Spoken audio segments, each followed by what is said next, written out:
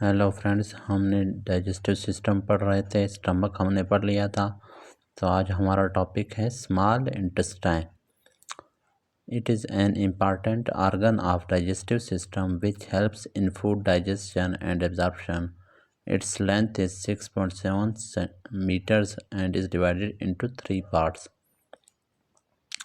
और small intestine क्या है? एक इम्पॉर्टेंट ऑर्गन है डाइजेस्टिव सिस्टम का, जो कि हेल्प करता है फूड डाइजेशन में और एब्जॉर्प्शन ऑफ न्यूट्रिएंट्स में। इसकी लेंथ 6 से 7 मीटर है और ये लार्जेस्ट ऑर्गन है डाइजेस्टिव सिस्टम का। और इसको डिवाइड किया है हमने 3 पार्ट्स में। कौन कौन से पार्ट्स हैं? ड्यूडेनम, दूसरा jejunum, ileum. Duodenum, it is the first part of small intestine, length 25 to 30 centimeter. Pancreatic duct and common bile duct open as a single opening in second part of duodenum. These ducts release bile juice and pancreatic juice respectively. तो duodenum first part है small intestine का। इसकी length है 25 से 30 centimetres. Pancreatic duct और common bile duct दोनों open होते हैं single opening, as a single opening के तौर पर in second part of duodenum. Single opening से मुराद किस तरह? ये देखें, ये एक ओपनिंग हो गई पैंक्रियाटिक डक्ट की, ये ऊपर से कॉमन बाइल डक्ट आ रहा है, ये दोनों हमारे पास एक ओपनिंग के ज़रिए ओपन होते हैं। ये एक ओपनिंग है और ये हमारे पास समझें क्या है? ड्यूडेनम। तो ड्यूडेनम के अंदर एक ही ओपनिंग के ज़रिए ये दोनों ओपन होते हैं। और ड्यूडेनम के भी किस पार्ट्स में? सेकेंड पार्ट ऑफ ड्यूडेनम में। ड्यूडेनम को मज़ीद हम 3 पार्ट्स में डिवाइड कर रहे थे। एक फर्स्ट पार्ट था, सेकंड पार्ट है, थर्ड पार्ट है।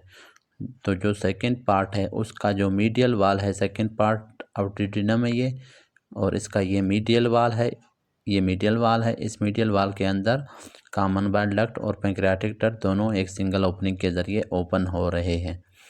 पैंक्रियाटिक डक्ट हमारे पास पैंक्रियाटिक जूस रिलीज़ करेगा और common bile duct bile juice release करेगा।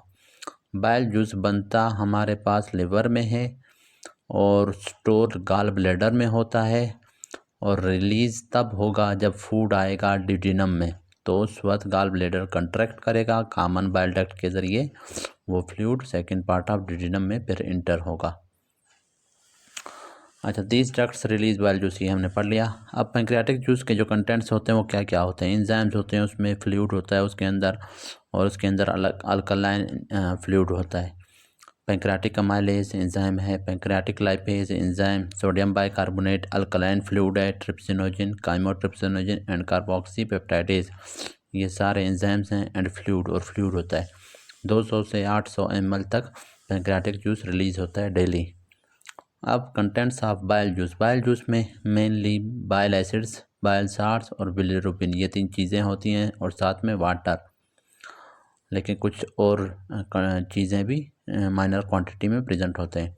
बाइल कंसिस्ट ऑफ 95% उसमें वाटर होता है, in which bile salts, bile acids, bilirubin, bilirubin आपको पता है break down product of haemoglobin है, कोलेस्ट्रॉल होता है थोड़ा बहुत, steroid and drugs are present. Drugs means medicines, medicines क्योंकि मेटाबॉलिज्म जिन मेडिसिन्स की लिवर में होती है तो वो लिवर से जाएंगे बाइल के ज़रिए गॉल ब्लैडर में, वहाँ से फिर ड्यूडेनम में आएंगे वो ड्रग्स, फिर फीसिस के थ्रू रिलीज़ होंगे बॉडी से वो drugs. Function of pancreatic juice अब पढ़ते हैं। पैंक्रियाटिक अमाइलेज जो एंजाइम है वो डाइजेस्ट करता है किस चीज़ को? कार्बोहाइड्रेट्स को। उसके बाद जो पैंक्रियाटिक लाइपेज है वो डाइजेस्ट करता है, नाम से जाहिर है lipase, lipase means fats and lipids, उनकी डाइजेशन करता है। ट्रिप्सिनोजिन और काइमोट्रिप्सिनोजिन 2 एंजाइम्स हैं, लेकिन ये इनएक्टिव फॉर्म में है। मैंने आपको बताया था पिछले टॉपिक में कि जिस एंजाइम के साथ जिन GEN लास्ट में आएगा वो इनएक्टिव फॉर्म है। तो ये दोनों इनएक्टिव फॉर्म में प्रेजेंट हैं। तो हमारे GI में, हमारे डाइजेस्टिव सिस्टम में जहाँ भी ऐसे एंजाइम्स प्रोड्यूस होंगे जो कि प्रोटीन्स की डाइजेशन करेंगे, तो वो एंजाइम हमेशा इनएक्टिव फॉर्म में रिलीज़ होंगे। उसकी वजह ये है कि एक्टिव फॉर्म में अगर ये एंजाइम रिलीज़ हों पैंक्रियास से, तो पैंक्रियास के अंदर ही अगर ये एक्टिव फॉर्म में प्रेजेंट होंगे तो फिर वहाँ पर तो ये पैंक्रियास खुद भी प्रोटीन से बना हुआ है, तो ये फिर प्रोटीन पैंक्रियास के वाल्स की, पैंक्रियास के टिश्यूज़ की डाइजेशन स्टार्ट कर देगा। फिर तो पेंक्रियाज 2 दिन के अंदर ख़त्म हो जाएगा। इस वजह से ये जब तक पेंक्रियाज से रिलीज़ होके ड्यूडेनम के अंदर नहीं आते तब तक ये इनएक्टिव फॉर्म में प्रेजेंट होते हैं। These enzymes are released in inactive form. These are converted into active form by enterokinase. अब स्मॉल इंटेस्टाइन को ये क्यों हम वो नहीं कर सकते डैमेज, क्योंकि वहाँ पर भी पहले एक म्यूकस का एक लेयर बनेगा जैसे स्टमक में बन रहा था, और साथ में वहाँ पर जो कि प्रोटेक्ट करेगा ट्रिप्सिन और काइमोट्रिप्सिन के एक्शन को, ठीक है, जो कि जब म्यूकस होगा स्मॉल इंटेस्टाइन के वाल पे, फिर ट्रिप्सिन और काइमोट्रिप्सिन स्मॉल इंटेस्टाइन के वाल पे एक्ट नहीं कर सकेंगे। लेकिन अगर म्यूकस नहीं होगा तो फिर वहाँ पर भी ये स्मॉल इंटेस्टाइन के वाल की डाइजेशन और ब्रेकडाउन स्टार्ट कर सकता है। तो इनको एक्टिव फॉर्म में कौन कन्वर्ट करता है? एंटेरोकाइनेज एंजाइम, जो कि स्मॉल इंटेस्टाइन के म्यूकोजा से रिलीज होता है। It is release from mucosa of duodenum. It converts trypsinogen into trypsin and chymotrypsinogen into chymotrypsin. अब एंटेरोकाइनेज ट्रिप्सिनोजन और काइमोट्रिप्सिनोजन दोनों को अपने एक्टिव फॉर्म में ट्रिप्सिन और काइमोट्रिप्सिन में कन्वर्ट करेगा। फिर जब ये दोनों थोड़े बहुत कन्वर्ट हो गए ये वाले एंजाइम अपने एक्टिव फॉर्म में, फिर ये एक्टिव फॉर्म जो है ये मज़ीद ट्रिप्सिनोजन और काइमोट्रिप्सिनोजन को अपने जैसे फॉर्म में, अपने जैसे एक्टिव फॉर्म में ट्रिप्सिन और काइमोट्रिप्सिन में कन्वर्ट करेंगे। अकेले नहीं बल्कि एंटेरोकाइनेज की मदद, मतलब स्टार्ट में एंटेरोकाइनेज इन दोनों को एक्टिव फॉर्म में कन्वर्ट करेगा, बाद में जो एक्टिव फॉर्म जितना बन गया है वो एक्टिव फॉर्म एंटेरोकाइनेज की हेल्प करेंगे कि इन एक्टिव फॉर्म को एक्टिव फॉर्म में कन्वर्ट कर सके। ट्रिप्सिन और काइमोट्रिप्सिन फिर डाइजेस्ट करेंगे क्या? प्रोटीन्स को, ठीक है, हमने पढ़ लिया। अमाइलेज कार्बोहाइड्रेट्स को डाइजेस्ट कर रहे थे, लाइपेज लिपिड्स को डाइजेस्ट कर रहे थे, ट्रिप्सिन और काइमोट्रिप्सिन प्रोटीन्स को डाइजेस्ट करेंगे, ठीक है। अब फंक्शन ऑफ बाइल जूस पढ़ते हैं। It emulsifies lipids and fats. ये लिपिड्स और फैट्स की इमल्सिफिकेशन करता है। इमल्सिफिकेशन क्या होता है? Conversion of large fat particles. जो लार्ज फैट पार्टिकल्स होते हैं उनको स्मॉल फैट पार्टिकल्स या small droplets which are then easily digestible by lipase. अब जो फैट्स हमारे पास होते हैं उनके ऊपर डायरेक्टली पैंक्रियाटिक लाइपेज एक्ट नहीं कर सकता। पैंक्रियाटिक लाइपेज बड़े बड़े फैट पार्टिकल्स को डाइजेस्ट नहीं कर सकता। इस वजह से फैट्स को पहले छोटे छोटे ड्रॉपलेट्स की फॉर्म में कन्वर्ट करना होता है। तो उन ड्रॉपलेट्स की फॉर्म में कौन कन्वर्ट करता है फैट्स को? बाइल जूस कन्वर्ट करता है, और इस प्रोसेस को हम नाम दे रहे होते हैं इमल्सिफिकेशन। जब वो छोटे पार्टिकल्स में कन्वर्ट हो गए उसके बाद फिर वो पैंक्रियाटिक लाइपेज एंजाइम उन फैट ड्रॉपलेट्स को ईजिली डाइजेस्ट कर सकता है। दूसरा जो पार्ट है स्मॉल इंटेस्टाइन का वो जिजुनम है। It is the second part of small intestine which is 2.5 metre long. ये 2.5 मीटर इसकी लेंथ होती है। It consists of finger like projections called villi. इसके अंदर फिंगर लाइक प्रोजेक्शंस होते हैं जिनको हम विलाई कहते हैं। अब फॉर एग्जांपल ये हमारे पास जिजुनम है, इसके अंदर छोटे छोटे इस तरह के ये फिंगर लाइक प्रोजेक्शंस, इनको हम क्या कहते हैं? विलाई। जैसे टावल के ऊपर आपने देखे हुए छोटे छोटे इस तरह के प्रोजेक्शंस होते हैं, तो ये भी इसी तरह के होता है। अब वो छोटे छोटे प्रोजेक्शंस का टावल के अंदर क्या काम होता है कि मॉइस्चर्स को एब्जॉर्ब करना, वाटर को एब्जॉर्ब करना। क्यों? क्योंकि टावल एक आम कपड़ा आप उठा लें वो मॉइस्चर्स को इतना जल्दी एब्जॉर्ब नहीं करता, लेकिन अगर टावल को उठा लें वो जल्दी से एब्जॉर्ब करता है। वजह क्या है? क्योंकि टावल के अंदर फिंगर लाइक प्रोजेक्शंस हैं जो कि सरफेस एरिया को बढ़ा रहे होते हैं, टावल के सरफेस एरिया को, और सरफेस एरिया जितना ज़्यादा होगा उतनी अच्छी एब्जॉर्प्शन होगी।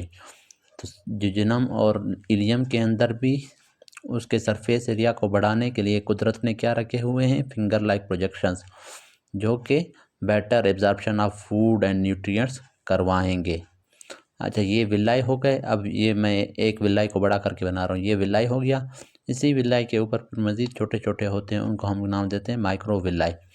अब इन विलाई और माइक्रो विलाई के अंदर फिर क्या होते हैं? इस तरह से अपना हर विलाई का अपना ब्लड कैपिलरी होगा।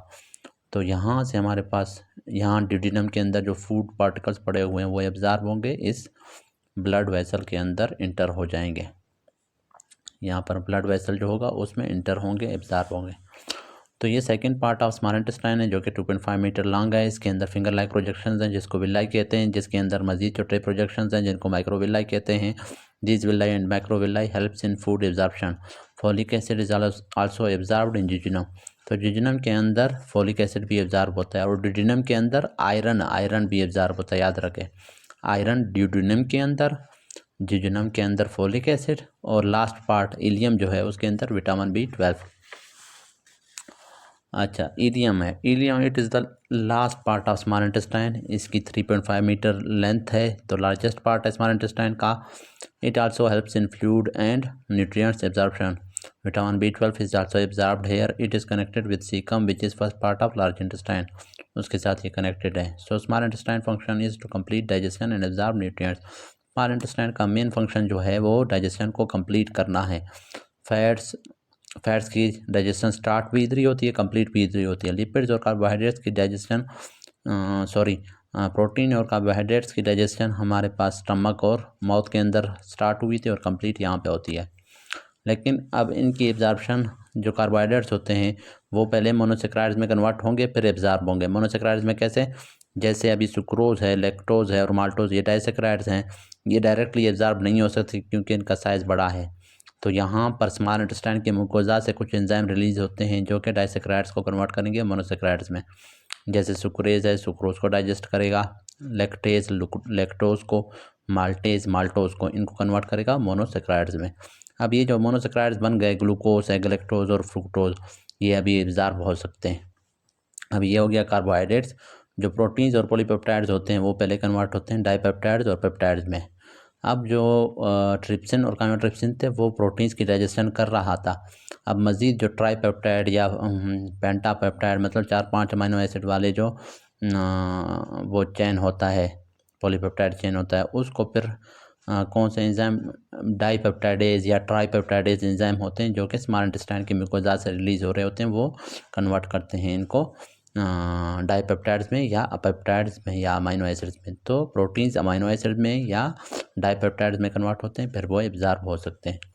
फैट्स और लिपिड्स ग्लाइसरॉल और फैटी एसिड्स में कन्वर्ट होते हैं, और फिर ये ग्लाइसरॉल और फैटी एसिड्स काइलोमाइक्रोन की शक्ल में एब्जॉर्ब होते हैं। तो fats are absorbed in the form of chylomicrons. Chylomicrons क्या होते हैं? ये हमारे पास एक फॉर्म का मॉलिक्यूल होता है जो कि स्मॉल इंटेस्टाइन के जो म्यूकोजा के सेल्स होते हैं, इंटेरोसाइट्स, वहाँ पे बनते हैं, और फैट्स और फैटी एसिड और ग्लाइसरॉल और कोलेस्ट्रॉल वगैरह से बनते हैं। Fat soluble vitamins are also absorbed in ileum along with fats. Fat soluble vitamins भी इलियम के अंदर फैट्स के साथ एब्जॉर्ब होते हैं। तो ये हमारा स्मॉल इंटेस्टाइन का टॉपिक कंप्लीट हो गया। नेक्स्ट टॉपिक में लार्ज इंटेस्टाइन के बारे में पढ़ेंगे।